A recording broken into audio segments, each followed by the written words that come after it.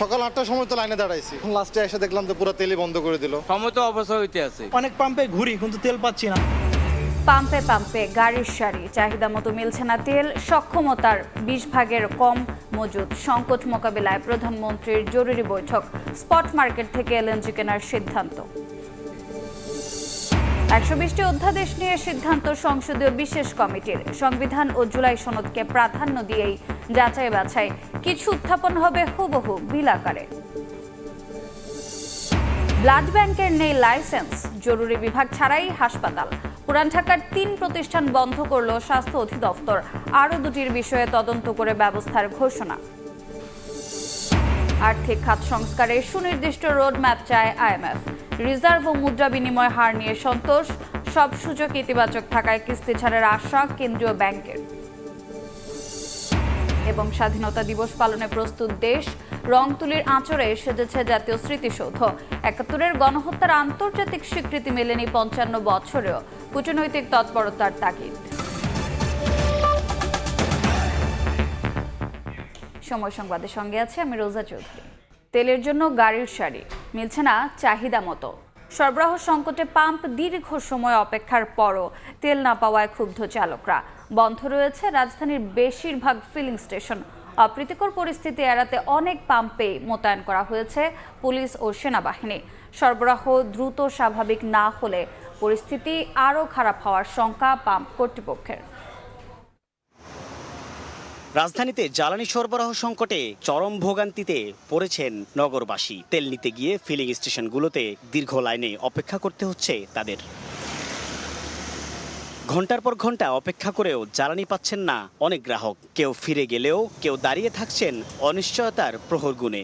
8টা থেকে দাঁড়াই আছি, পৌনে 8টা থেকে। আমাদের তো অবসরতা আছে, আমাদের কাজ আছে না, এইভাবে এই ভোগান্তের কোনো মানে আছে? এখন 11টার পরও কিছুক্ষণ তেল দিছে, কিন্তু অত পরে এখন লাস্টে এসে দেখলাম তো পুরো তেলই বন্ধ করে দিল। আমি এক জায়গায় যাব, 9টার থেকে আমি দাঁড়িয়ে আছি, হ্যাঁ, এখন আমি তেল পাবো না। গাড়িতে 1 ফুটো তেল নাই, আমি এখন যাবো কিভাবে আমি সেটাই জানি না। এখন তারা বলতেছে যে আপনার তেল দিতে পারবো না। আর ওনারা এখানে যদি 2 জন করে তেল দিত তাহলে আমাদের এই হ্যাম্পারটা হইতো না। জ্বালানি সংকটে বন্ধ রয়েছে বিভিন্ন পাম্প। অপ্রীতিকর পরিস্থিতি নিয়ন্ত্রণে পাম্পগুলোতে মোতায়েন করা হয়েছে পুলিশ ও সেনাবাহিনী। হুন্টার একটা লড়া না, খালি প্রাইভেট কাজ স্টেট আসতেছে, হুন্টার মোটরসাইকেল একটা লড়তেছে না। এই জায়গায় যদি আমার 50 মিনিট যায়, ওই যে পিছে যারা আছে ওরা কি তেল পাবে মনে হয়? 3.5 ঘন্টা হয়ে গেছে, এখন পাম্পের কাছে যাইতে পারিনি। সরকার বলে যে তেল আছে, সব পাম্পে তেল পাবো, আমরা অনেক পাম্পে ঘুরি কিন্তু তেল পাচ্ছি না। আমি সকালবেলা 3টা পাম্পে ঘুরে আসছি। পাম্প কর্তৃপক্ষ বলছে ডিপো থেকে তেল সরবরাহ না থাকায় এই সংকট তৈরি হয়েছে। দ্রুত সরবরাহ স্বাভাবিক না হলে পরিস্থিতি আরো খারাপ হওয়ার শঙ্কা তাদের। এই সময়টাতে দেখা যাচ্ছে জনগণ বা যারা গ্রাহক তারা খুব বিক্ষুব্ধ হয়ে যায়, ওনারা বিষয়টা বুঝতে চান না, যে কারণে আমাদের এখানে আর্মি ডিপ্লয় হয়েছে এবং পুলিশের সহযোগিতা আমরা নিয়েছি। জ্বালানি সংকটে রাজধানীর পরিবহন খাতে প্রভাব পড়েছে বলে দাবি ভুক্তভোগীদের। সাইফুল ইসলাম, সময় সংবাদ, ঢাকা। এ বিষয়ে বিস্তারিত জানাতে রাজধানীর মিরপুরে আছেন সহকর্মী কামরুল হাসান, সরাসরি যাচ্ছে তার কাছে। কামরুল,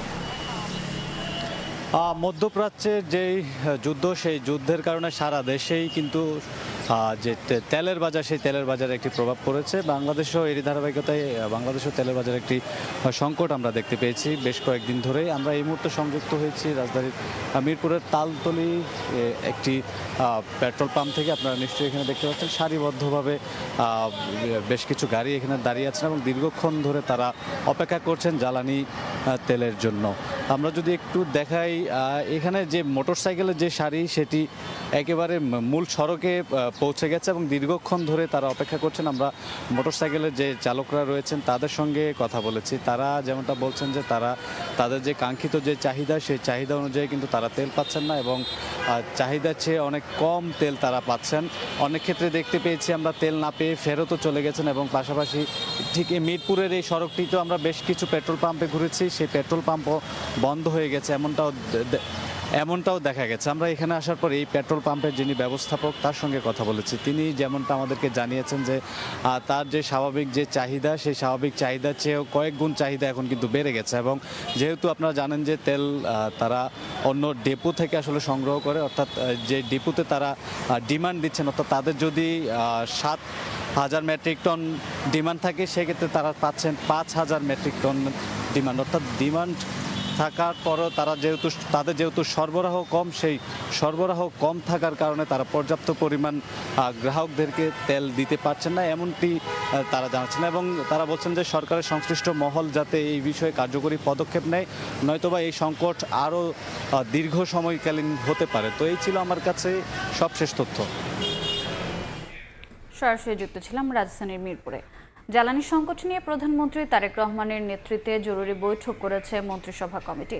এদিকে সরকারের মাস পূর্তিতে ব্রিফিংয়ে তথ্য ও সম্প্রচার মন্ত্রী ও উপদেষ্টা জানান, দেশের জ্বালানির সংকট নেই, নিরবচ্ছিন্ন সরবরাহ নিশ্চিতে বাড়তি দামে কেনা হচ্ছে। অবৈধ মজুদ রোধে চলছে নজরদারি। আতঙ্কিত হয়ে বাড়তি তেল না কেনার আহ্বান মন্ত্রীর। জানান, পহেলা বৈশাখে টাঙ্গাইল থেকে কৃষক কার্ড বিতরণ কার্যক্রম উদ্বোধন করবেন সরকার প্রধান। মধ্যপ্রাচ্যে ইরান, ইসরায়েল ও যুক্তরাষ্ট্রের মধ্যে যুদ্ধে বিশ্বের অন্য দেশের মতো নিরবচ্ছিন্ন জ্বালানি সরবরাহ নিয়ে অনিশ্চয়তায় বাংলাদেশও। জ্বালানি সংকট মোকাবেলায় বুধবার সচিবালয়ে বিদ্যুৎ ও জ্বালানি মন্ত্রী ও অর্থমন্ত্রী সহ মন্ত্রিসভার অন্য সদস্যদের নিয়ে বৈঠক করেন প্রধানমন্ত্রী তারেক রহমান।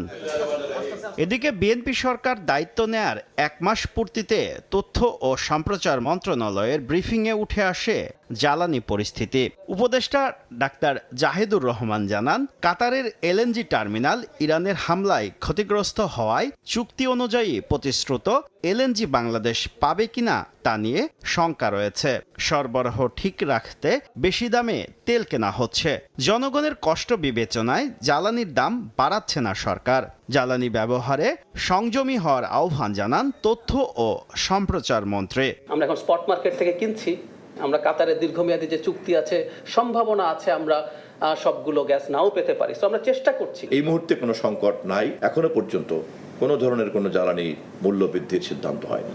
এমনকি পার্শ্ববর্তী রাষ্ট্রে জ্বালানির যে মূল্য আছে তার সঙ্গেও আমাদের মূল্যের বেশ ব্যবধান আছে। মন্ত্রী জানান, আসছে পহেলা বৈশাখে টাঙ্গাইল থেকে শুরু হচ্ছে কৃষক কার্ড বিতরণের কার্যক্রম, যার উদ্বোধন করবেন প্রধানমন্ত্রী তারেক রহমান।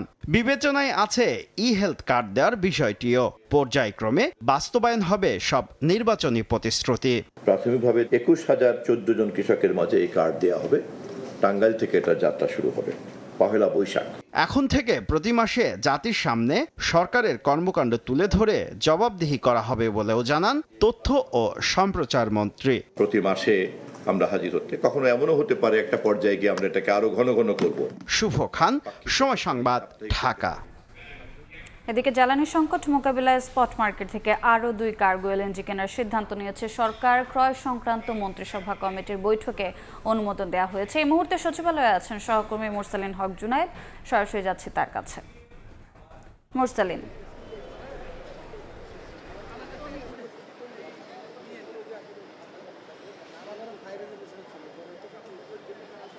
সচিবালয়ে ত্রয়োদশ জাতীয় সংসদ নির্বাচনের পর যে গুরুত্বপূর্ণ একটি বৈঠক, সেটি প্রথমবারের মতো প্রধানমন্ত্রী তারেক রহমানের নেতৃত্বে যে সরকারটি, সেটির সরকারি ক্রয় সংক্রান্ত কমিটির বৈঠক হয়েছে। এই বৈঠকটি ইতিমধ্যে শেষ হয়েছে এবং এই বৈঠকের পাশাপাশি এই মুহূর্তে সচিবালয়ে প্রধানমন্ত্রী তারেক রহমানের সভাপতিত্বে মন্ত্রিপরিষদের যে সভা, সেটি অনুষ্ঠিত হচ্ছে। মূলত আজকের এই মন্ত্রী পরিষদ বা মন্ত্রীদের যে সরকারি ক্রয় সংক্রান্ত যে কমিটির বৈঠকটি ছিল, সেটির একটি অন্যতম বড় ইস্যু কিন্তু আছে। সেটি হচ্ছে যে স্পট মার্কেট থেকে এলএনজি ক্রয় করছে এবং সরকার, এবং সেই বিষয়টি অনুমোদন পেয়েছে। পাশাপাশি মধ্যপ্রাচ্যে যে যুদ্ধ পরিস্থিতি চলমান রয়েছে, সেই চলমান যুদ্ধ পরিস্থিতির কারণে হরমুজ প্রণালী দিয়ে যে তেলবাহী যে অর্থাৎ জ্বালানিবাহী যেই জাহাজগুলো রয়েছে, সেগুলোর চলাচলে যে বিঘ্ন সৃষ্টি হয়েছে, তার ফলে কিন্তু সারা বিশ্বের মতোই বলা চলে যে এক ধরনের জ্বালানির যে সরবরাহ বা আমদানি, এই বিষয়টি নিয়ে এক ধরনের যে আতঙ্ক পরিস্থিতি বিরাজ করছে।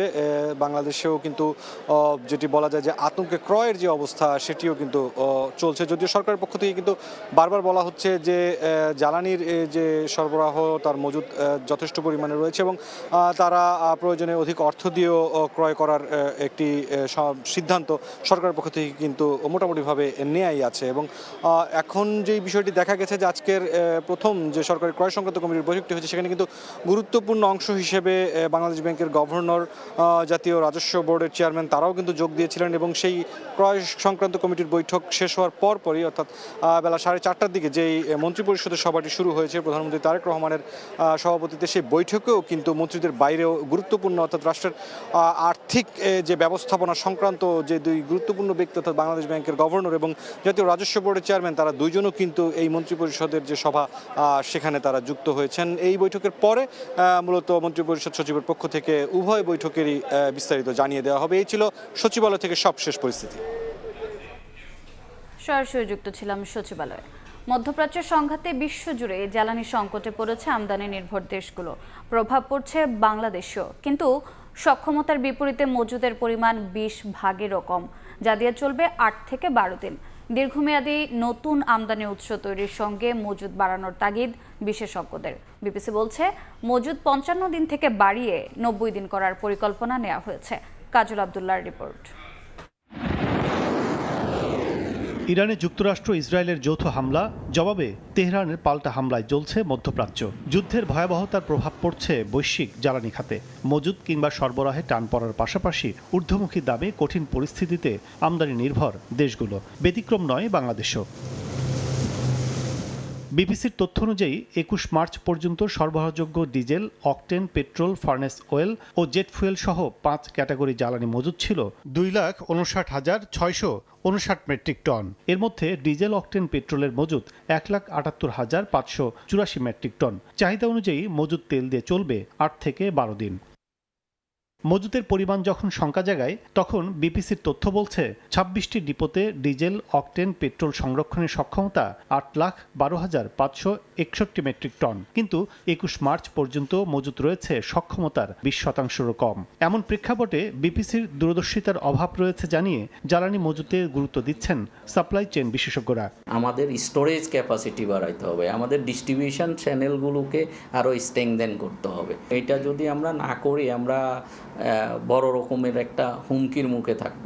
আমাদের কৃষি বলেন, আমাদের ইন্ডাস্ট্রি বলেন, আমাদের ট্রান্সপোর্টেশন চ্যানেল বলেন।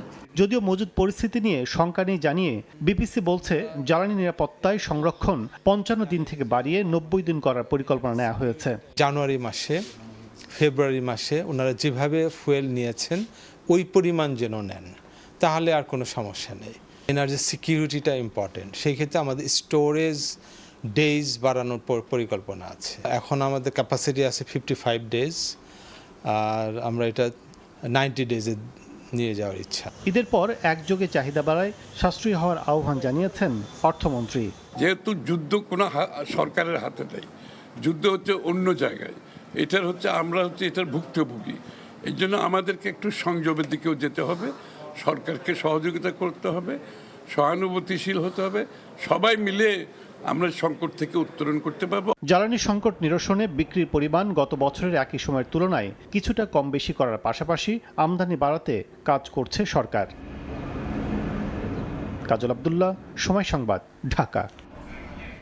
রিজার্ভ ও মুদ্রা বিনিময় হার সহ আর্থিক খাত সংস্কারে অগ্রগতি নিয়ে সন্তুষ্টি প্রকাশ করেছে আইএমএফ। সকালে বাংলাদেশ ব্যাংক গভর্নরের সঙ্গে সাক্ষাৎ করে কথা জানিয়েছেন আইএমএফ এর প্রতিনিধি দল।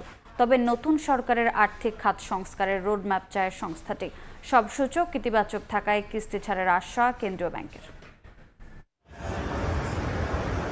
এখন পর্যন্ত আন্তর্জাতিক মুদ্রা তহবিল আইএমএফ এর দেয়া 5 কিস্তিতে $3.64 বিলিয়ন পেয়েছে বাংলাদেশ। বাকি রয়েছে প্রায় $1.86 বিলিয়ন। ঋণের ষষ্ঠ কিস্তি ছাড়ের সময় ছিল গত বছরের ডিসেম্বর, তবে তা নতুন সরকারের অপেক্ষায় আটকে যায়। এ অবস্থায় বুধবার প্রথমবারের মতো বাংলাদেশ ব্যাংকের নতুন গভর্নরের সঙ্গে সাক্ষাতে আসেন আইএমএফ এর এশিয়া ও প্রশান্ত মহাসাগরীয় অঞ্চলের প্রধান কৃষ্ণা শ্রীনিবাসন। এ সময় বাজার ভিত্তিক মুদ্রা বিনিময় হার সহ আর্থিক খাত সংস্কারের অগ্রগতি নিয়ে সন্তুষ্টি জানান তারা। আমাদের রিজার্ভ পজিশন বলেন, আমাদের ফরেন এক্সচেঞ্জের রেট বলেন, সেইগুলো আমাদের স্টেবল আছে। অর্থাৎ তাদের ক্ষেত্রে যে বেঞ্চমার্কগুলো অ্যাচিভ করার কথা আমরা এগুলো অ্যাচিভ করেছি।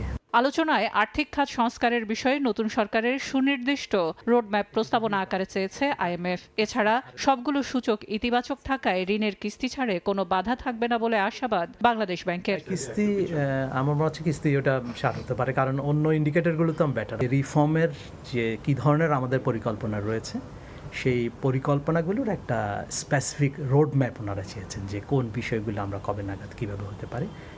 এই পরিকল্পনাটা ওনারা একটা রিটার্ন ফর্মে চাচ্ছেন। 2023 সালে আইএমএফের সঙ্গে প্রথমে $4.7 বিলিয়ন ঋণ চুক্তি করে বাংলাদেশ, যা পরে বাড়িয়ে $5.5 বিলিয়ন করা হয়। সেলিয়া সুলতানা, সময় সংবাদ, ঢাকা। অন্তর্বর্তী সরকারের 133টি অধ্যাদেশের মধ্যে 113টি বিল আকারে সংসদে উত্থাপনে একমত হয়েছে যাচাই বাছাই সংক্রান্ত সংসদীয় বিশেষ কমিটি। সংসদের ক্যাবিনেট কক্ষে কমিটির দ্বিতীয় বৈঠক শেষে সাংবাদিকদের মুখোমুখি বিএনপি ও জামাত সদস্যরা। আইন ও স্বাস্থ্যমন্ত্রী জানান, কিছু অধ্যাদেশ হুবহু বিল আকারে আনা হবে, কিছু সংশোধন আকারে, আরও কিছু বাতিল হবে। এদিকে 115টির মতো অধ্যাদেশে সবাই একমত হলেও 18টিতে দ্বিমত জামাতের। দলটির সহকারী সেক্রেটারি জেনারেল রফিকুল ইসলাম বলেন, জুলাই বিরোধী কোনো বিল সমর্থন করবে না জামাত।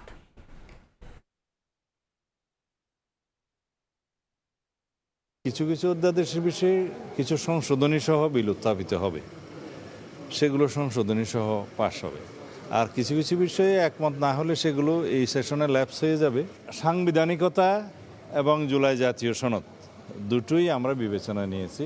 120টার মধ্যে অধিকাংশ তো আমরা বলছি যে একমত হয়ে গেছি, আর বাকি যেগুলো আমাদের আলোচনার প্রয়োজন আমরা মনে করছি আলোচনা করব। 133টি অধ্যাদেশের মধ্যে যেগুলি দেশের জন্য, জনগণের জন্য কল্যাণকর, পজিটিভ, এই বিষয়গুলিতে কিন্তু আমরা একমত হয়ে গিয়েছি। 18 থেকে 20টি বিষয় আমরা একমত হইনি। 2/3 মেজরিটির অহংকার আসলে যে কোনো জাতির জন্য ভালো কিছু বয়ে আনে নাই আর কি। দেশের 18তম অ্যাটর্নি জেনারেল হলেন ব্যারিস্টার রুহুল কুদ্দুস কাজল। দায়িত্ব পেয়ে কাজল বলেন, ন্যায় বিচার প্রতিষ্ঠাই হবে তার মূল লক্ষ্য। দ্রুত বিচার পাওয়ার সাংবিধানিক অধিকার রক্ষায় সচেষ্ট থাকার প্রতিশ্রুতিও দেন রাষ্ট্রের সর্বোচ্চ আইন কর্মকর্তা। গত 27 ডিসেম্বর অ্যাটর্নি জেনারেলের পদ থেকে মোহাম্মদ আসাদুজ্জামান পদত্যাগ করার পর থেকেই আইন অঙ্গনে গুঞ্জন কে হবেন পরবর্তী রাষ্ট্রের সর্বোচ্চ আইন কর্মকর্তা। আলোচনা ছিল বেশ কয়েকজন আইনজীবীর নামও। অবশেষে বুধবার দেশের 18তম অ্যাটর্নি জেনারেল হিসেবে নিয়োগ পেলেন সুপ্রিম কোর্টের সিনিয়র আইনজীবী ব্যারিস্টার রুহুল কুদ্দুস কাজল। মানুষের মৌলিক অধিকার সুরক্ষিত সেটা চেয়েছি। নতুন দায়িত্ব নেয়ার পর ব্যারিস্টার রুহুল কুদ্দুস কাজল বলেন, ন্যায় বিচার প্রতিষ্ঠাই হবে তার প্রধান লক্ষ্য। প্রাথমিক এবং অন্যতম লক্ষ্য হবে যে মানুষের ন্যায় বিচার প্রাপ্তিটাকে সুনিশ্চিত করা, এবং সেক্ষেত্রে রাষ্ট্রের অ্যাটর্নি জেনারেল অফিস মানুষের ন্যায় বিচার প্রাপ্তির ক্ষেত্রে কোনো বাধা হয়ে দাঁড়াবে না। দুর্নীতিমুক্ত স্বাধীন বিচার বিভাগ প্রতিষ্ঠায় কাজ করার প্রত্যয় ব্যক্ত করেন রাষ্ট্রের এই প্রধান আইন কর্মকর্তা। এখানে কোনো ধরনের অসততা, কোনো ধরনের দুর্নীতি কিংবা কেউ কোনো কাজ পাইয়ে দিবে, এই নিশ্চয়তা যারা দিবে তারা আইনের দৃষ্টিতে তারা আইনজীবী নন, তারা আপনাকে সহযোগিতা করবেন না, আপনারা সে পথে হাঁটবেন না। জনগণের প্রতি আমার এই প্রত্যাশা। সুপ্রিম কোর্ট আইনজীবী সমিতির 3 বারের নির্বাচিত সম্পাদক ছিলেন ঝিনাইদহের সন্তান ব্যারিস্টার রুহুল কুদ্দুস কাজল। বর্তমানে বাংলাদেশ বার কাউন্সিলের এক্সিকিউটিভ চেয়ারম্যানের দায়িত্ব পালন করছেন তিনি। কাজল আইন পেশায় যুক্ত হন 90 দশকের মাঝামাঝিতে। আইনজীবী সমিতির রাজনীতি করতে গিয়ে জেল ও রিমান্ড খাটতে হয় তাকে। ছাত্র জীবনে সাংবাদিকতার সঙ্গে যুক্ত ছিলেন কাজল। 2003 থেকে 2006 মেয়াদে লন্ডনে বাংলাদেশ হাই কমিশনে কূটনৈতিক কর্মকর্তা হিসেবে কাজ করার অভিজ্ঞতাও রয়েছে তার। সাবরিনা মজুমদার, সময় সংবাদ, ঢাকা। দেশে বাড়ছে কিডনি প্রতিস্থাপন রোগীর সংখ্যা। এখন পর্যন্ত কিডনি প্রতিস্থাপিত রোগীর 90% সুস্থ হয়ে বাড়ি ফিরেছেন। পরিবারের সদস্যরা এগিয়ে আসলে প্রতিস্থাপনের প্রক্রিয়া আরও সহজ হবে বলে মত চিকিৎসকদের। মা, আমি আর বাঁচবো না, আমি বাঁচবো না। নেত্রকোনার কৃষ্ণ হাজং 33 বছর বয়সেই নষ্ট হয়ে যায় তার 2টি কিডনি। ছেলের এমন অসুখ দেখে ভেঙে পড়েন মা চারুবালা হাজং। সন্তানের জীবন রক্ষায় সিদ্ধান্ত নেন নিজের কিডনি দেয়ার। যদি ডোনার পাওয়া যায় তোমরা চেষ্টা করো। এখন আমি এটাই বলতেছে যে আমি নিজেই দিব। 1 বছর আগে নানা অসুস্থতা নিয়ে হাসপাতালে ভর্তি হন কৃষ্ণ। কিডনি সমস্যা ধরা পড়লে করা হয় ডায়ালাইসিস। সব চেষ্টা যখন ব্যর্থ, শেষ ভরসা কিডনি প্রতিস্থাপনের। আমরা হাল ছেড়ে দিয়েছিলাম, তো দেওয়ার পরে এখানে আমরা আসছি চিকিৎসার জন্য। স্যারের মাধ্যমে এখানে বললো যে ওর এখানে তো কিডনি ট্রান্সপ্ল্যান্ট হয়, তো এটা করলে ভালো। চিকিৎসকরা জানান পরিবারের সদস্যরা এগিয়ে এলেই সহজ হবে প্রতিস্থাপনের প্রক্রিয়া, কমবে খরচও। সব নষ্ট হয়ে যায়, কিন্তু 90% 95% নষ্ট। সেক্ষেত্রে আমরা ডায়ালিস করে ধর ট্রান্সপ্লান্ট করি। মোর দেন 90% আমরা দেখতে পারি, বুঝতে পারি যে কিডনি ট্রান্সপ্লান্ট করার পরে তার ইউরিন আউটপুট হয়ে গেছে। ব্যয়বহুল চিকিৎসার খরচ চালাতে পরিবারের যখন হিমশিম অবস্থা, তখনই এগিয়ে আসেন সংসদ সদস্য ও deputy speaker barrister Kaiser Kamal. যাবতীয় খরচ বহনের পাশাপাশি নিশ্চিত করেন উন্নত চিকিৎসা। যদিও অনেক আগ থেকেই কৃষ্ণ হাজংয়ের চিকিৎসার খরচ বহন করে আসছেন কায়সার কামাল। এমনকি তার তত্ত্বাবধানেই সম্পন্ন হয় কিডনি প্রতিস্থাপনের সব আইনি প্রক্রিয়া। এত বড় একটা জটিল কাজ, এখানে আইনি অনেক প্রক্রিয়া থাকে, সমস্ত কিছু সম্পন্ন করে আলহামদুলিল্লাহ ট্রান্সপ্লান্টেশনটা হয়েছে এবং অত্যন্ত দক্ষতার সাথে হয়েছে। সফল কিডনি প্রতিস্থাপনের পর চলাফেরাও করতে পারছেন কৃষ্ণ হাজং। দ্রুতই তিনি স্বাভাবিক জীবনে ফিরবেন বলে আশা চিকিৎসকদের। আয়েশা সিদ্দিক, সামিয়া, সময় সংবাদ, ঢাকা। লাইসেন্স ছাড়াই চলছে ব্লাড ব্যাংকের কার্যক্রম। হাসপাতালে নেই জরুরি বিভাগ, রিপোর্টে চিকিৎসকের সইয়ের সত্যতা নিয়েও রয়েছে প্রশ্ন। এসব অনিয়মে রাজধানীর চানখারপুলে 3টি হাসপাতাল ক্লিনিক বন্ধ করে দিয়েছে স্বাস্থ্য অধিদপ্তর।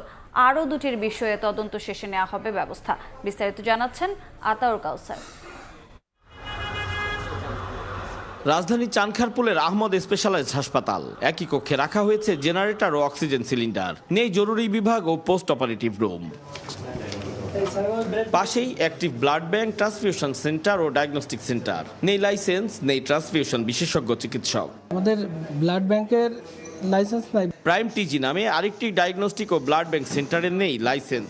ডায়াগনস্টিক সেন্টারের অনুমোদন থাকলেও তা সি ক্যাটাগরির, কিন্তু টেস্ট করা হচ্ছে বি ক্যাটাগরির। আমরা কোনো ভুয়া রিপোর্ট অথবা অদক্ষ লোক দিয়ে করাই, তাছাড়া আমরা করি না। এবার দেখা মিলল আরেক অভিনব দৃশ্যের। অথেন্টিক ডায়াগনস্টিক সেন্টারের চিকিৎসকের স্বাক্ষরের অথেন্টিসিটি নিয়ে উঠল বড় প্রশ্ন। ডায়াগনস্টিক রিপোর্টে দেখা মিলল একই চিকিৎসকের 2 ধরনের সিগনেচার। সবগুলো প্রতিষ্ঠানের বিরুদ্ধেই ব্যবস্থা নিয়েছে স্বাস্থ্য অধিদপ্তর। এর মধ্যে বন্ধ করে দেয়া হয় 3টি প্রতিষ্ঠান। বাড়তি সাজা হিসেবে প্রাইম টিজিকে 60,000 টাকা জরিমানা করা হয়। দণ্ড হিসাবে আপনাকে আমি 60,000 টাকা জরিমানা, অনাদায়ে 30 দিনের বিনাশ্রম কারাদণ্ড প্রদান করছি। সকাল থেকে 5টা প্রতিষ্ঠানে এখানে ভিজিট করেছি, একটা হাসপাতালে কার্যক্রম বন্ধ করেছি, একটা ডায়াগনস্টিক কার্যক্রম বন্ধ করেছি, আর একটা ব্লাড ব্যাংক আমরা সিলগালা করেছি। স্বাস্থ্য অধিদপ্তর বলছে হাসপাতাল ক্লিনিকের অনিয়মের বিরুদ্ধে অভিযান চলমান থাকবে। সরকারি বেসরকারি সব প্রতিষ্ঠানেই চিকিৎসা সেবার তালিকা 1 মাসের মধ্যে টানানোর ব্যবস্থা নেওয়া হবে। এটা চলমান থাকবে, আমরা বন্ধ করছি না। আতাউর কাউসার, সময় সংবাদ, ঢাকা। আজ 25শে মার্চ, জাতীয় গণহত্যা দিবস। 71-এর এই কাল রাতেই অপারেশন সার্চ লাইটের নামে নিরস্ত্র বাঙালির ওপর ইতিহাসের নৃশংসতম হামলা চালিয়েছিল পাকিস্তানি বাহিনী। ট্র্যাজেডির অর্ধ শতাব্দী পরও মেলেনি আন্তর্জাতিক স্বীকৃতি। বিশেষজ্ঞরা বলছেন, গণহত্যার আন্তর্জাতিক স্বীকৃতি আদায়ে প্রয়োজন আরও জোরালো কূটনৈতিক তৎপরতা। তাসলিম তৌহিদের রিপোর্ট।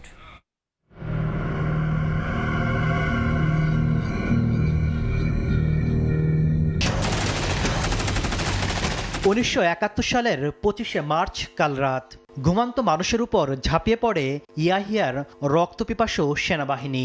কামানের গর্জন আর মেশিনগানের গুলিতে প্রকম্পিত হয় ঢাকা। ইতিহাসের এই ঘৃণ্য হত্যাযজ্ঞের নাম দেওয়া হয় অপারেশন সার্চ লাইট।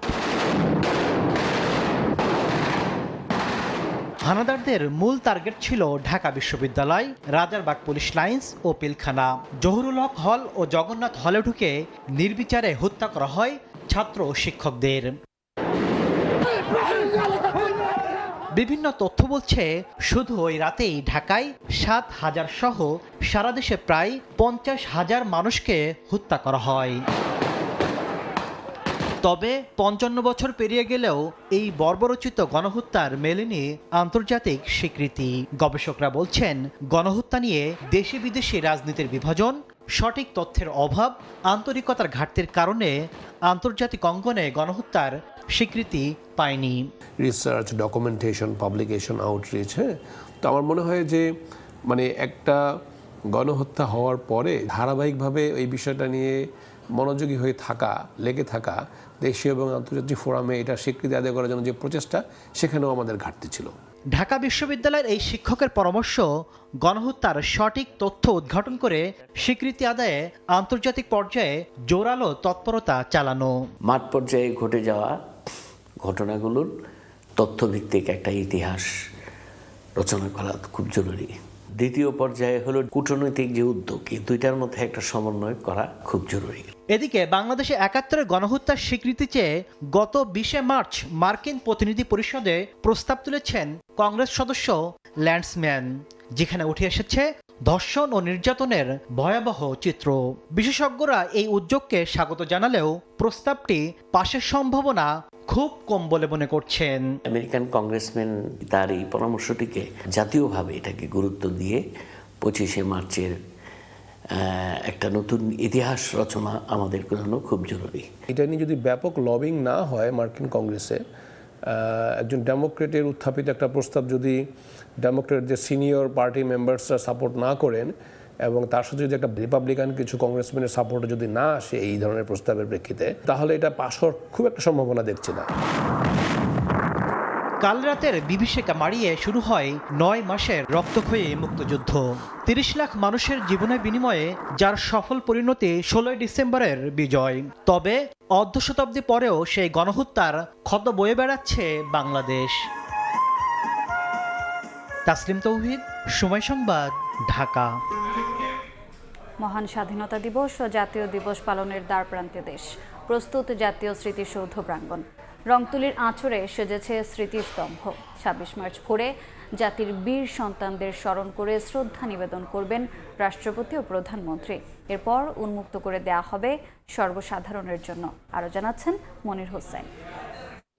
বাংলাদেশ গর্ব মোরা, নতুন করে আজ শপথ নিলাম। নতুন বাংলাদেশ গড়ার প্রত্যয়ে চলছে স্মৃতির স্তম্ভকে সাজানোর কাজ। রাত পোহালেই ভোরের আলোয় লাখো মানুষের শ্রদ্ধায় ভরে উঠবে এই প্রাঙ্গণ। ত্যাগ আর গৌরবের এই স্মৃতিসৌধে দাঁড়িয়ে নতুন প্রজন্ম জানবে স্বাধীনতার প্রকৃত মূল্য, আর পুরনো প্রজন্ম ফিরে যাবে সেই গৌরবময় স্মৃতির কাছে। শহীদদের স্মরণ করে জাতি আবারও প্রতিজ্ঞাবদ্ধ হবে স্বাধীনতার মর্যাদা অটুট রাখার, এই লাল সবুজের দেশকে হৃদয়ে ধারণ করার।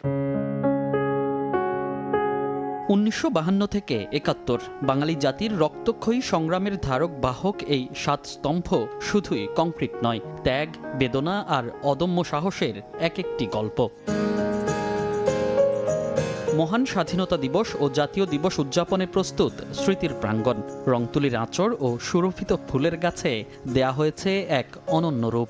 এখানে ধোয়া মোছার কাজ চলিতেছে, এখানে পরিষ্কার পরিচ্ছন্নতার কাজ চলিতেছে, এখানে রং তুলির কাজ চলিতেছে। প্রধানমন্ত্রী, বড় বড় গণ্যমান্য ব্যক্তিরা আসবে, এই জন্য আমরা রং তুলি কাজ করতেছি, কাজ শেষ পর্যায়ে। স্মৃতির প্রাঙ্গণ সাজাতে ছুটিও কাটাতে পারেননি কারিগররা, তবু নেই অভিযোগ, কাজেই খুঁজে নিয়েছেন ঈদের আনন্দ। তারপরও আনন্দ লাগে যে এগুলো কাজ আমরা করতেছি, প্রধানমন্ত্রী আসবে, আমাদের এগুলা ঘোরার জন্য দেখবে। আমাদের কাজ করে খুব আনন্দ ভোগ করি। জাতির বীর সন্তানদের স্মরণ করে ২৬ মার্চ প্রথম প্রহরে সাফারের জাতীয় স্মৃতিসৌধে শ্রদ্ধা জানাবেন রাষ্ট্রপতি, প্রধানমন্ত্রী ও রাষ্ট্রের অন্যান্য গুরুত্বপূর্ণ ব্যক্তিরা। পরে খুলে দেয়া হবে সর্বসাধারণের জন্য। মনির হোসেন, সময় সংবাদ, সাফার। মহান স্বাধীনতা ও জাতীয় দিবস উপলক্ষে স্মারক ডাক টিকিট উদ্বোধন করেছেন প্রধানমন্ত্রী তারেক রহমান। সকালে সচিবালয়ে নিজ দফতরে এই ডাক টিকিটের উদ্বোধন করেন তিনি। এ সময় ১০ টাকা মূল্যমানের একটি উদ্বোধনী খাম, ৫ টাকা মূল্যমানের একটি ডাটা কার্ড ও একটি বিশেষ সিলমোহর উদ্বোধন করেন তারেক রহমান। এছাড়া স্বাধীনতা দিবস উপলক্ষে বাণী দিয়েছেন প্রধানমন্ত্রী।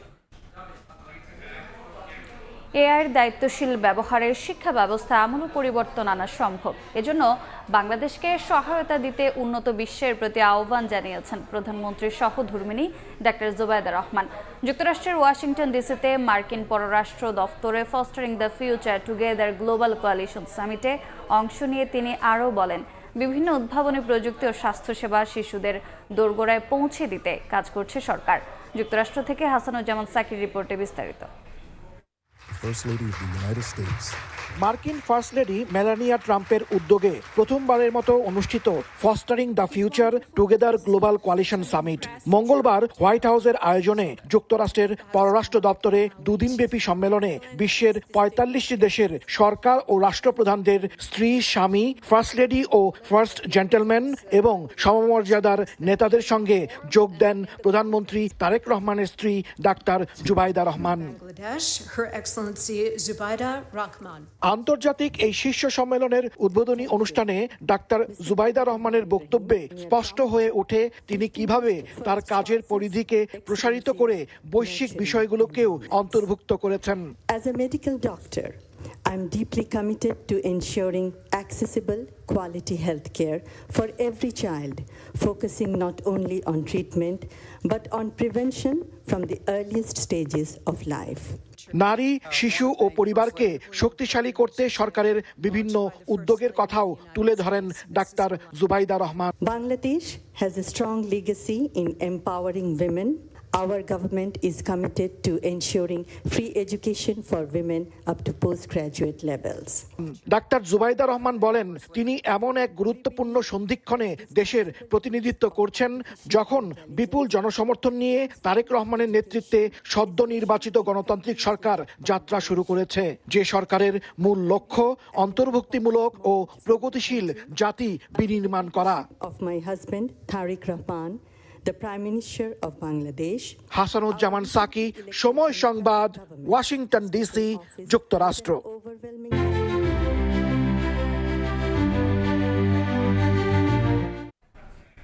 ১৬ দিনের ব্যবধানে লিটার প্রতি জেট ফুয়েলের দাম বাড়ল ১০৭ টাকা। লিটার প্রতি বাড়তি মূল্য দক্ষিণ এশিয়ার মধ্যে সর্বোচ্চ। এতে এভিয়েশন খাত নতুন সংকটে পড়বে জানিয়ে দ্রুত গ্রহণযোগ্য দাম নির্ধারণের দাবি অপারেটর্স অ্যাসোসিয়েশনের। না হলে অভ্যন্তরীণ আকাশপথের ভাড়া বাড়বে প্রায় ১৫০০ টাকা। একই সঙ্গে যাত্রী সংকটে ক্ষতিগ্রস্ত হবে দেশীয় এয়ারলাইন্সগুলো। কাজল আব্দুল্লাহর রিপোর্ট। মধ্যপ্রাচ্যে যুদ্ধ পরিস্থিতির মধ্যে দাম সমন্বয়ের নামে উড়োজাহাজে ব্যবহৃত জ্বালানির দাম লিটারে এক ধাক্কায় প্রায় ৯০ টাকা বাড়িয়েছে Bangladesh energy regulatory commission BRC. নজিরবিহীনভাবে চলতি মাসের শুরুতে লিটারে ১৭ টাকা ও শেষে প্রায় ৯০ টাকা, দুই দফায় ১০৭ টাকা বাড়িয়ে এই জ্বালানির দাম ঠেকল ২০২ টাকা ২৯ পয়সায়। জেট ফুয়েলের অস্বাভাবিক দাম বৃদ্ধিতে আগে থেকেই সংকটে থাকা দেশীয় এয়ারলাইন্সগুলোকে এখন টিকে থাকার সংগ্রাম শুরু করতে হবে বলে মনে করেন সংশ্লিষ্টরা। কোনো রুটের কিংবা কোনো এয়ারলাইন্সের জেট ফুয়েল প্রাইস যদি মোর দেন 100% ইনক্রিজ করে, কোনোভাবেই আসলে একটা এয়ারলাইন্সকে সাস্টেইন করার যেমন সুযোগ থাকে না। আর এয়ারলাইন্সকে টিকে থাকতে হইলে আপনাকে অবশ্যই জেট ফুয়েলের সাথে সামঞ্জস্য রেখে ভাড়া নির্ধারণ করতে হবে। Aviation operators association of Bangladesh এওএবির দাবি জেট ফুয়েলের অস্বাভাবিক দাম বৃদ্ধি কোনোভাবেই গ্রহণযোগ্য নয়। বিপিসি বিআরসিকে প্রেশার তৈরি করেছে, তো এখানে বিপিসির প্রেশারে রাজি হওয়াটা আমার মনে হয় যৌক্তিক ছিল না। আর ফার্স্ট অফ অল অন্য কোনো তেলের দাম তো বাড়েনি, যদি বাড়ার প্রয়োজন পড়ে তো সবগুলো বাড়ানো হোক। বিআরসি কনসেন্ট দিয়ে আমাদের আপত্তির পরও সেটা আমি মনে করি এটা কোনোভাবেই যুক্তিসঙ্গত হয়নি। ভারত ও নেপাল জেট ফুয়েলের মূল্য অপরিবর্তিত, পাকিস্তানে 24.5% এবং মালদ্বীপে 18.54% বৃদ্ধি করা হয়েছে, কিন্তু বাংলাদেশে এই বৃদ্ধির হার প্রায় 80%। এর ফলে বাড়তি বিমান ভাড়া গুনতে হবে যাত্রীকে, আবার অভ্যন্তরীণ ফ্লাইট বন্ধের সংখ্যাও তৈরি হবে বলছেন সংশ্লিষ্টরা। জেট ফুয়েল প্রাইসের প্রভাবটা সেটা এয়ারলাইন্সে যেমন পড়বে, ওভারঅল যে এভিয়েশন ইন্ডাস্ট্রির সাথে সম্পর্কযুক্ত যে ট্যুরিজম ইন্ডাস্ট্রি আছে, হোটেল ইন্ডাস্ট্রি আছে, প্রত্যেকটা ইন্ডাস্ট্রি আসলে ক্ষতিগ্রস্ত হবে। বিবিসির তথ্য অনুযায়ী 21 মার্চ পর্যন্ত জেট ফুয়েলের মজুদ 36,661 মেট্রিক টন, যা দিয়ে চলবে 24 দিন। কাজল আব্দুল্লাহ, সময় সংবাদ, ঢাকা। ট্রাইব্যুনাল একের চেয়ারম্যান বিচারপতি গোলাম মুর্তজা মজুমদারের ফেসবুক হোয়াটসঅ্যাপ হ্যাকের ঘটনায় থানায় জিডি করা হয়েছে। পুনরুদ্ধার করা ফেসবুক আইডি দ্রুত ফিরে পাওয়ার আশা করছেন প্রসিকিউটর ও ফরেনসিক বিশেষজ্ঞ তানভীর হাসান জোহা। তবে হোয়াটসঅ্যাপ এখনও নিয়ন্ত্রণে আসেনি। প্রসিকিউটর জোহা আরও বলেন, মোবাইল ফোন, ফেসবুক ও হোয়াটসঅ্যাপ হ্যাকে কারা জড়িত তা এখনও জানা যায়নি। মঙ্গলবার রাতে ট্রাইব্যুনাল একের চেয়ারম্যানের মোবাইল ফোন, ফেসবুক ও হোয়াটসঅ্যাপ হ্যাক করে চক্র। এ বিষয়ে স্বরাষ্ট্র আইন ও তথ্য মন্ত্রণালয়কে অবহিত করার পাশাপাশি শাহবাগ থানায় সাধারণ ডায়েরি করা হয়।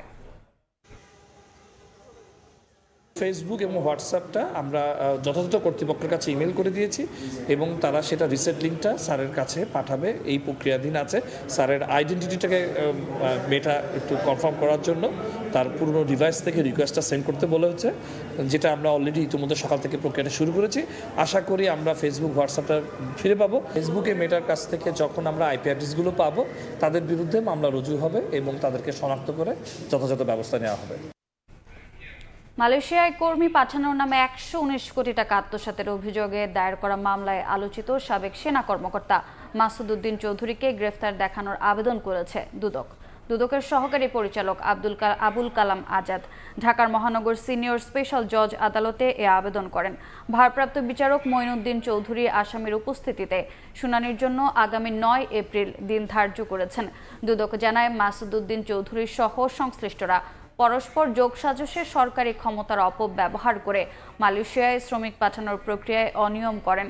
এর আগে আদালত মাসুদ উদ্দিন চৌধুরীর সব সম্পদ ও ব্যাংক অ্যাকাউন্ট জব্দের নির্দেশ দেন।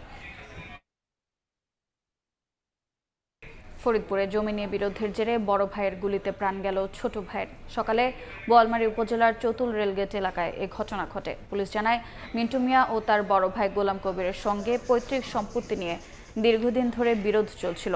মিন্টু বাড়ির পাশের একটি গাছ কাটতে গেলে বড় ভাই বাধা দেয়। এ সময় দুজনের কথা কাটাকাটি হয়। এক পর্যায়ে মিন্টুকে ডেকে নিয়ে নিজের শটগান দিয়ে গুলি করেন গোলাম কবির। এতে ঘটনাস্থলেই মিন্টুর মৃত্যু হয়। গুলির শব্দে আশপাশের লোকজন এসে কবিরকে আটক করে পুলিশের কাছে সুপর্দ করে।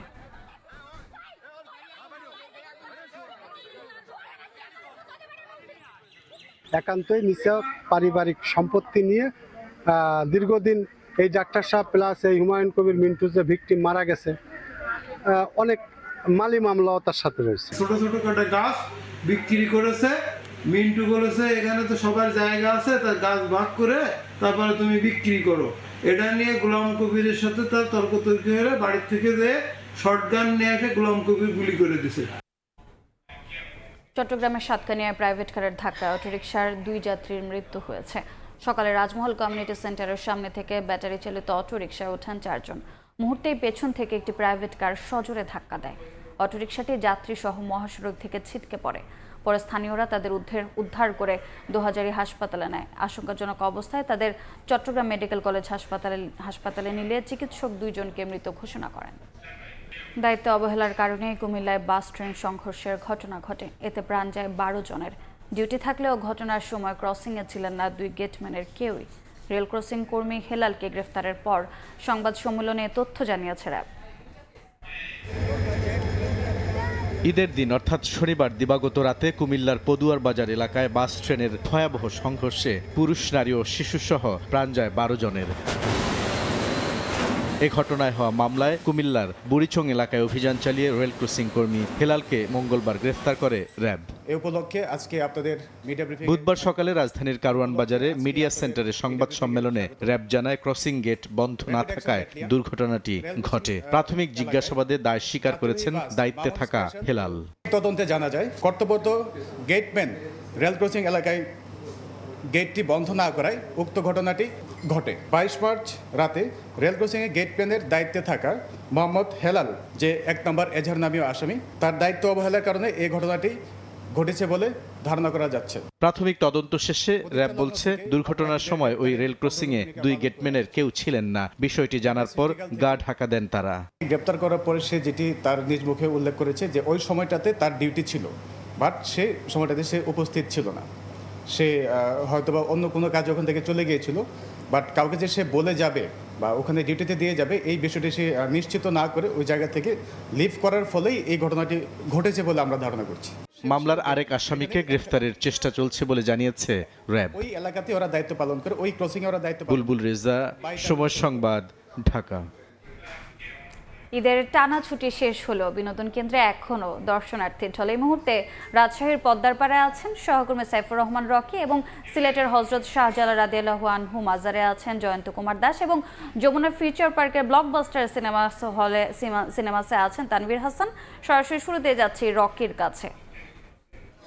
রকি। ঈদের ছুটিতে রাজশাহীর পদ্মা নদীর পার এখনো কিন্তু দর্শনার্থীদের উপচে পড়া ভিড় লক্ষ্য করা যাচ্ছে এবং দুপুর গড়িয়ে বিকেল হওয়ার সঙ্গে সঙ্গে সেই ভিড় কিন্তু কয়েক গুণ বেশি বৃদ্ধি পাচ্ছে। আপনাদের দেখানোর চেষ্টা করব রাজশাহীর যে টিবাদ এলাকায়, সেই টিবাদ এলাকায় পদ্মা নদীর পাড়ে অনেকে আসছেন, পরিবার পরিজন সহ বন্ধু বান্ধব সহ অনেকে আসছেন এবং তারা বলছেন যে ঈদে আসলে তারা অনেকে দূর দূরান্ত থেকে এসেছেন, অনেকে ঈদের ছুটির যে আমেজ সেটি পুরোপুরি আসলে এই পদ্মা নদীর পাড়ে এসে সেটি আসলে সেটির মজা পাচ্ছেন, এমন আসলে কথা অনেক দর্শনার্থীদের কাছ থেকে আমরা শুনতে পাচ্ছি।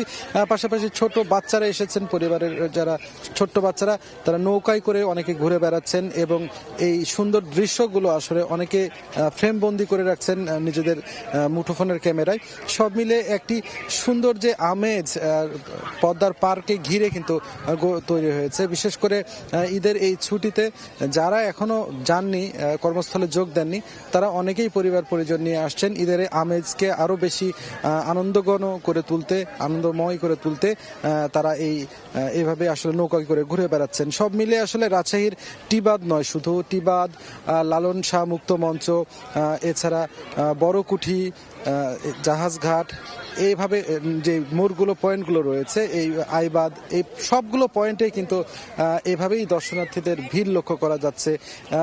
আমাদের সেই পদ্মা নদী দেখানোর চেষ্টা করছে, যদিও পদ্মার বুকে চর জেগেছে, তারপরেও এই চর পেরিয়ে মধ্যচরে কিন্তু অনেকে নৌকা করে যাচ্ছেন, ঘুরছেন সেই মধ্যচরে, সেখান থেকে আবার তারা ফেরত আসছেন। সব মিলে জমজমাট একটি পরিবেশ কিন্তু আমরা দেখতে পাচ্ছি এবং তাদের অনেকের মধ্যেই ঈদের আমেজ কিন্তু এখনো লক্ষ্য করা যাচ্ছে। তারা বলছেন যে আসলে ঈদের যে আমেজ সেটি অনেকটা সপ্তাহব্যাপী চলে, অনেকে তাদের মতো করে বলছেন সপ্তাহব্যাপী চলে, যে কারণে যেহেতু আজকে ঈদের পঞ্চম দিন, সে কারণে আরো 2-3 দিন ধরে ঈদের যে আমেজ সেটি থাকবে বলে তারা কিন্তু বলছেন। এখনো জমজমাট ভিড় লক্ষ্য করা যাচ্ছে, দর্শনার্থীরাও ব্যাপক উচ্ছ্বসিত, তারা সব মিলিয়ে খুব মজা করছেন পদ্মার পাড়ে ঘুরতে এসে পরিবার পরিজন সহ। তো এই ছিল আমাদের কাছে রাজশাহী থেকে পদ্মার পাড়ের সর্বশেষ। এখন আমরা সিলেটের পরিস্থিতি জানবো। পঞ্চম দিনেও পর্যটন নগরী সিলেটে পর্যটকদের ভিড় লক্ষ্য করা গেছে। এই মুহূর্তে আমরা শাহজালাল রহমতুল্লাহি আলাইহির মাজার প্রাঙ্গণে রয়েছি। সিলেটে ঈদকে কেন্দ্র করে আগত পর্যটকরা সিলেটের বিভিন্ন প্রাকৃতিক পর্যটন স্পট ঘুরে শেষ মুহূর্তে কিন্তু এই হযরত শাহজালাল রহমতুল্লাহি আলাইহির মাজারে আসেন এবং এখানে মাজার জিয়ারত করেন, মাজার দর্শন করেন এবং শাহজালাল রহমতুল্লাহি আলাইহির মাজারে এখানে আসার পর এখানে পর্যটকরা বিভিন্ন জায়গায় ঘুরেন, তারা ছবি তুলেন। এছাড়াও এখানে রয়েছে জালালি কবুতর, যেটি দেখার জন্য মানুষজন এখানে ভিড় করছেন এবং পাশেই রয়েছে একটি পুকুর, যে পুকুরে পুকুর ভরা গজার মাছ রয়েছে, সেখানেও খাবার দিয়ে গজার মাছ দেখছেন, ছবি তুলছেন, ভিডিও করছেন এবং অনেকেই বলেছেন যে আসলে সিলেটের জাফলং, রাতারগুল, বিছানাকান্দি থেকে শুরু করে সাদাপাথর সব জায়গায় ঘুরলেও এই মাজারে না আসলে যেন তৃপ্তি হয় না, এই মাজারে না আসলে যেন তাদের যে সফরটি রয়েছে, তাদের যে ট্যুরটি রয়েছে সেটি সম্পন্ন হয় না। কাজেই পবিত্র নগরী সিলেটে আসার পর মাজার জিয়ারত তাদের করতে হবে, মাজার দর্শন তাদের করতে হবে। কাজেই সবকিছু ঘোরার পরে কিন্তু মাজারে আসেন। এখনো কিন্তু আমরা দেখতে পাচ্ছি ইতিমধ্যে কয়েক হাজার পর্যটক কিন্তু এই মুহূর্তে শাহজালাল মাজার প্রাঙ্গণে রয়েছেন এবং তারা মাজারের দৃশ্য উপভোগ করছেন। অনেকেই আছেন যারা মানত করে থাকেন, সেই মানতেও তারা করছেন। অনেকে পরিবার পরিজনের মঙ্গল কামনার জন্য, দেশের মঙ্গল কামনার জন্য তারা এখানে শাহজালালের কাছে দোয়া চাইছেন এবং এখানে যে জালালি কবুতর আছে সেই কবুতরের সাথে অনেকেই সময় পার করছেন, সুন্দর সময় পার করছেন, সুন্দর মুহূর্ত পার করছেন। গজার মাছ আছে সেইটি দেখছেন এবং এখানে কিন্তু শাহজালাল মাজারে মহিলাদের নামাজ আদায়ের জন্য আলাদা জায়গা রয়েছে, সেটি দেখে অনেকে স্যাটিসফাইড। সেখানে তারা নামাজ আদায় করছেন এবং পুরুষরাও নামাজ আদায় করছেন, পরিবার পরিজন নিয়ে সুন্দর একটি মুহূর্ত পার করছেন। আর যেহেতু এখন বিকেলের এই স্নিগ্ধ পরিবেশে, স্নিগ্ধ আবহাওয়ায় শাহজালাল মাজার একটি সুন্দর মুহূর্ত পার করছেন পর্যটকরা। অনেকে বলছিলেন শাহপুরান রহমতুল্লাহি আলাইহির মাজার জিয়ারত তারা করেছেন এবং তারপরই তারা শাহজালাল মাজারে এসেছেন, অনেকে আবার শাহজালাল মাজার আগে জিয়ারত করছেন। সবকিছু মিলিয়ে পর্যটন নগরীতে কিন্তু পর্যটকরা এখনো বেরোচ্ছে, হোটেল মোটেলে পর্যটকরা পরিপূর্ণ রয়েছে। বিভিন্ন জায়গায় ঘোরার পর তারা শাহজালাল মাজারে আসছেন, ঘুরছেন, দেখছেন এবং সুন্দর মুহূর্ত পার করছেন। এখানে আমরা দেখেছি শিশু থেকে শুরু করে বিভিন্ন বয়সের পর্যটক এখানে রয়েছেন, তারা উপভোগ করছেন এবং যারা শিশু রয়েছেন তাদের অনেকের কাছেই কিন্তু যারা অভিভাবক এসেছেন তারা এই মাজার সম্পর্কে কথা বলছেন, মাজার সম্পর্কে ধারণা দিচ্ছেন এবং এখানে আসার পর আমরা দেখেছি মাজার কর্তৃপক্ষ যারা রয়েছেন তারাও কিন্তু সার্বিক ব্যবস্থাপনাটি সুন্দরভাবে দেখছেন, যাতে কোনো পর্যটকের অসুবিধা না হয়, যাতে তাদের কোনো সমস্যা না হয়। এই জন্যই কিন্তু তারা মাজার কর্তৃপক্ষ যারা রয়েছেন তারা কিন্তু সুন্দরভাবে যাতে পর্যটকদের সুন্দর ব্যবস্থাপনা রাখা যায়, তাদের যাতে কোনো অসুবিধা না রাখে সেই জন্য তারা খেয়াল রাখে। এছাড়াও এখানে কিন্তু পর্যটকদের যাতে কোনো অসুবিধা না হয় সেখানে আইনশৃঙ্খলা বাহিনী কিন্তু জোরদার অবস্থানে রয়েছে। এবার আমরা এই পর্যটনের আরো খবর জানতে যমুনা ফিউচার পার্কে আছেন আমাদের সহকর্মী তানভীর, সেখানে যেতে চাই। তানভীর। চলছে ঈদের পঞ্চম দিন এবং পঞ্চম দিনে এসেও কিন্তু ঢাকা বা ঢাকার বাইরে যে সিনেমা হলগুলো আছে সেখানে কিন্তু দর্শকরা সিনেমা দেখার জন্য ভিড় করছেন এবং এই মুহূর্তে আমি আছি যমুনা ফিউচার পার্কে ব্লকবাস্টার সিনেমাসে। আমার পিছনে দেখতে পাচ্ছেন যে এবারে ঈদে মুক্তিপ্রাপ্ত সিনেমা যে দম সিনেমার যে পরিচালক রেদওয়ান রনি তিনি কিন্তু কথা বলছেন। একই সঙ্গে এই সিনেমাটির যে অভিনেতা আফরান নিশো তিনি কিন্তু এখানে এসেছেন এবং কথা বলছেন। এবারে ঈদে মোট 5টি সিনেমা মুক্তি পেয়েছে। সেই 5টি সিনেমার কথা যদি একটু বলতে চাই সেগুলো হচ্ছে বনলতা এক্সপ্রেস, আছে সাকিব খানের সিনেমা রয়েছে প্রিন্স, রয়েছে দম, এছাড়া রয়েছে রাক্ষস এবং আরেকটি সিনেমা রয়েছে প্রেসার কুকার।